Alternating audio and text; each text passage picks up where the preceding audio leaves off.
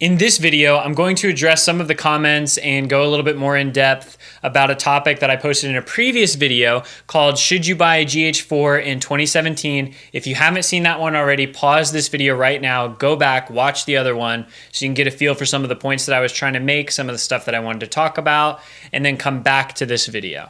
Okay, so let's get started.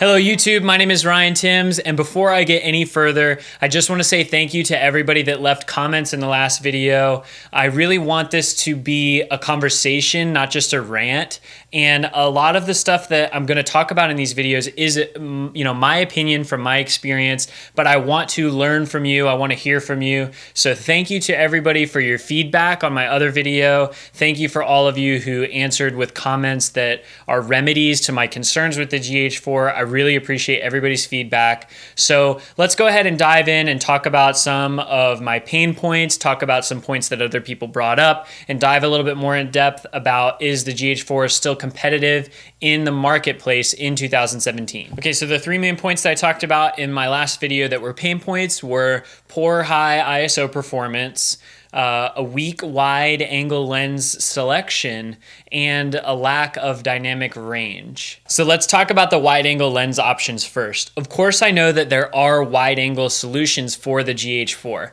but my last video was more geared towards people who maybe aren't already on the Micro Four Thirds system. They're coming from an APS-C, they're coming from a full frame, and they're not used to the 2x crop factor. So I'm more meant to address that in thinking that you need to be prepared to deal with some of these things. Now, there are options. Some of what you guys left in the comments are the 7-14 f2.8 from Olympus and the 7-14 f4 from Panasonic. And then another one, it's like a 9-18, I think, from Olympus that I believe is something like an f4. So the Olympus 7-14 at the time of filming this video is a $1,300 lens. That's more than the price of a body for a GH4. I'm gonna go ahead and assume that that's going to be a reach for a lot of people. You're going to go for more something like the 12-35, which is going to give you a better zoom range. It's a f2.8 lens. It's still going to be good for depth of field. It's going to be a more usable lens than that 7-14, but at $1,300 that's a lot of money. Now, yes, if this is something that's really important to you, you can certainly invest in that lens. You can certainly invest in the 7-14 that's an f4 from Panasonic. That lens costs $900, which is still almost the price of a GH4 body.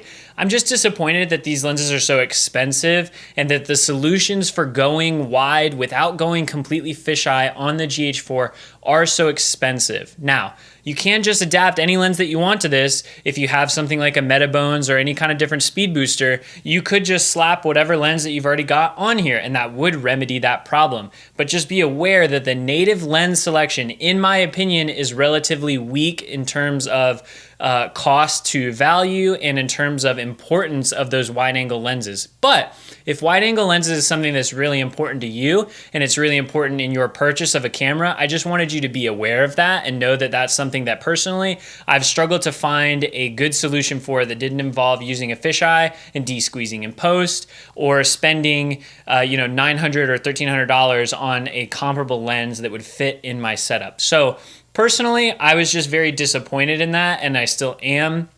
I'm waiting for a more affordable option to come out.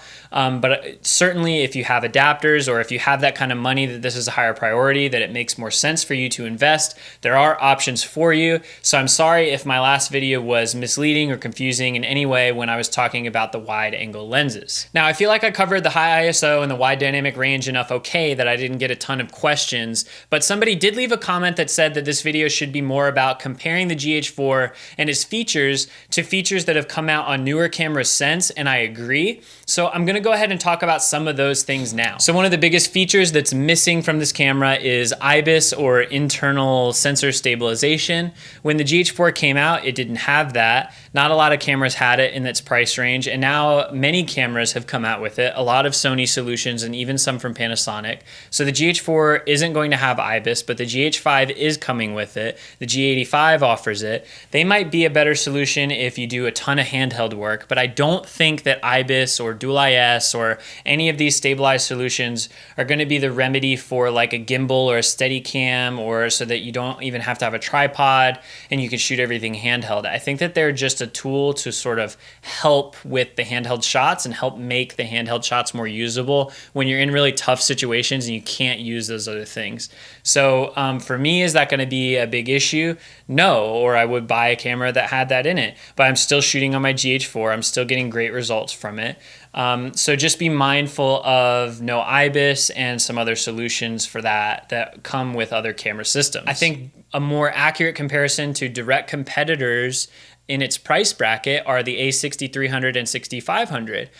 These cameras are great, but they're a much smaller body. You're going to have a smaller footprint, which is a plus and a minus. It's something that I praise the GH4 for, but that body is almost like too small. So the battery is really small. You're going to get poor battery life. You're going to have overheating issues, at least with the 6300. I don't know as much about the 6500, but the 6500 does have IBIS in it. The 6300 does not.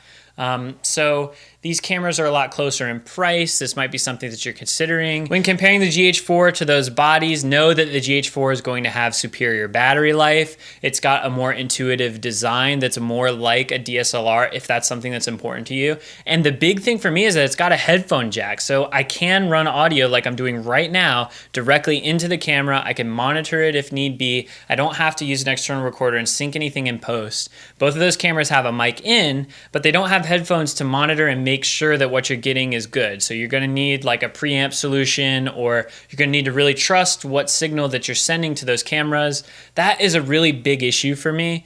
And not to mention the overheating problems, and I would have to unload all my lenses. It would just be a very difficult move for me personally. So in my opinion, the GH4 still beats out those cameras, but the 6300 and the 6500 do have some features that I wish the GH4 had.